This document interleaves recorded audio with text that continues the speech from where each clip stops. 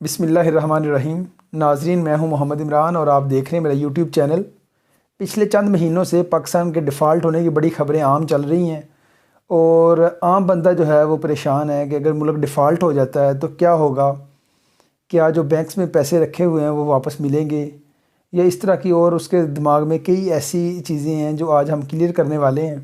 سب سے پہلے تو میں آپ کو بتا دوں کہ کوئی بھی چیز شاید اتنی خطرناک نہیں ہوتی جتنی اس کی افواہیں خطرناک ہوتی ہیں۔ آپ مثال لے لیں کرونا وائرس کی، کہ کرونا وائرس آیا اور اس کی خبریں اور افواہیں پھیلیں تو شاید کرونا وائرس نے اتنا نقصان نہیں کیا لوگوں کا جتنا اس کی افواہوں نے کیا۔ اسی طرح آپ مثال لے لیں کہ جنگ کی مثال لے لیں، جنگ شاید ملکوں کے لیے اتنی خطرناک نہیں ہوتی جتنی کہ اس کی افواہیں خطرناک ہوتی ہیں۔ جب بے بنیاد افواہیں پھیلا دی جاتی ہیں تو جو فوجی ہوتے ہیں، جو کمانڈر ہوتے ہیں، ان کا مرال ڈاؤن ہو جاتا ہے، ملک میں ڈیولپمنٹ رک جاتی ہے، باہر کے لوگ اعتماد نہیں کرتے، تو شاید جنگوں سے زیادہ اس کی خبریں جو ہیں، افواہیں جو ہیں وہ نقصان پہنچاتی ہے۔ اسی طرح آج ملک میں ڈیفالٹ کی خبریں جو ہیں وہ بڑی گردش میں ہیں۔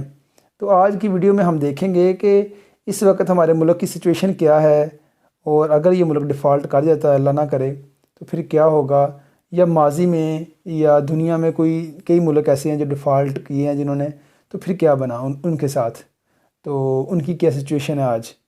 سب سے پہلے آپ دیکھ لیں کہ یہ ایک اسلامی ملک ہے اور اسلام کے نام پہ بنا ہے، اور آج اس میں تقریباً 1 سال سے سیاسی عدم استحکام ہے۔ حکومتیں آ رہی ہیں، حکومتیں جا رہی ہیں، کبھی اسمبلیاں بن رہی ہیں، کبھی اسمبلیاں ٹوٹ رہی ہیں، اور اس کے ساتھ ساتھ جو غریب ہے اس کی کمر بھی ٹوٹ رہی ہے۔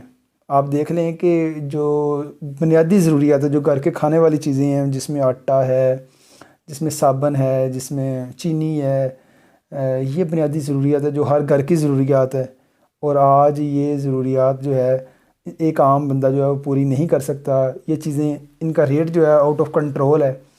تو ایک اسلامی ملک میں یہ ایک بڑی انجانی صورتحال ہے۔ اس کے ساتھ ساتھ آپ دیکھ لیں کہ پٹرول کی قیمت، آج ڈیزل کی قیمت دیکھ لیں، وہ آؤٹ آف کنٹرول ہے۔ آج پاکستان کے جو ادارے ہیں ان پہ ہمارا اعتماد دیکھ لیں، وہ آپ کے سامنے ہے۔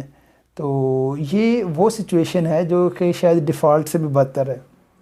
باقی یہ کہ اگر ڈیفالٹ، اللہ نہ کرے، ہمارا ملک ڈیفالٹ ہوتا ہے تو اس میں سب سے پہلے جو بیرونی پیمنٹس ہیں، جو ہمارے بیرونی قرضے ہیں، وہ رک جائیں گے، وہ کوئی ملک ہمیں قرضہ نہیں دے گا۔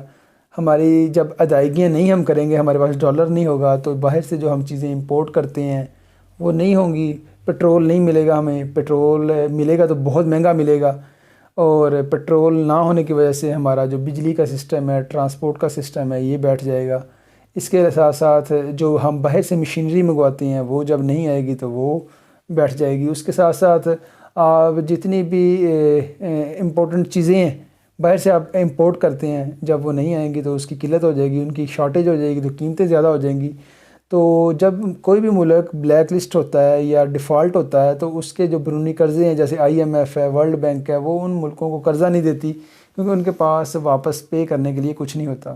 تو اس طرح کی سچویشن میں ملک جو ہے وہ انتہائی کرائسس سے گزرتا ہے، اور اس کرائسس کا جو ذمہ دار ہے، یا اس کرائسس کی جو اثرات ہیں، وہ ایک عام بندے پہ پڑتے ہیں، میرے جیسے بندے پہ، آپ جیسے بندے پہ پڑتے ہیں، اور ان کی زندگی جو ہے وہ مشکل سے مشکل ہو جاتی ہے۔ باقی جن بندوں کے پاس پیسہ ہوتا ہے ان کے لیے ڈیفالٹ ہو نہ ہو، ان کے لیے تو فرق ہی نہیں پڑتا، کیونکہ ان کے پیسے جو ہے وہ ملک سے باہر پڑے ہوتے ہیں، ڈالرز میں پڑے ہوتے ہیں، اور جب وہ ڈالرز میں پڑے ہوتے ہیں تو پھر ڈالر جب نایاب ہو جاتا ہے یا مارکیٹ میں ڈالر نہیں ملتا، ڈیفالٹ ہو جاتا ہے، تو ان کی تو ملک میں ویلیو اور زیادہ ہو جاتی ہے ملک پیسے کی۔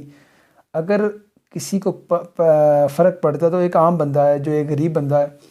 باقی یہ کہ جو بینکس ہیں وہ بھی پیمنٹس کو روک دیتے ہیں، یا پھر پیمنٹس پہ لیمٹس لگا دیتے ہیں کہ ایک بندہ جو ہے وہ ایک ٹائم پہ 50,000 نکلوا سکتا ہے یا 1 لاکھ نکلوا سکتا ہے۔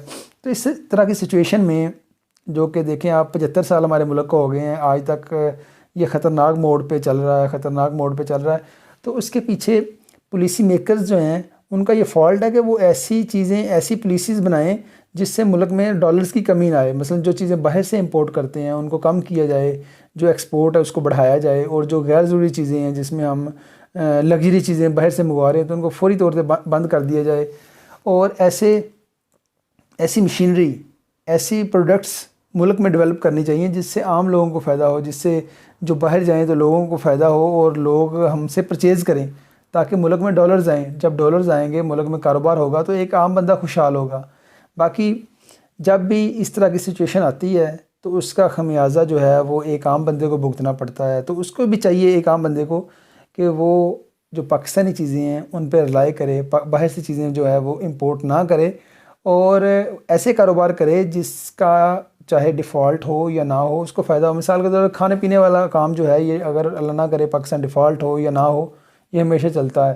کپڑے کا کام ہے یہ ہمیشہ چلتا ہے. یہ بنیادی ضروریات کے ایسے کاروبار ہیں جو آپ کر سکتے ہیں اور اس سے ضرور فائدہ ہوگا آپ کو, اور ڈیفالٹ یا نہ ڈیفالٹ کا اس میں کوئی سین نہیں ہے.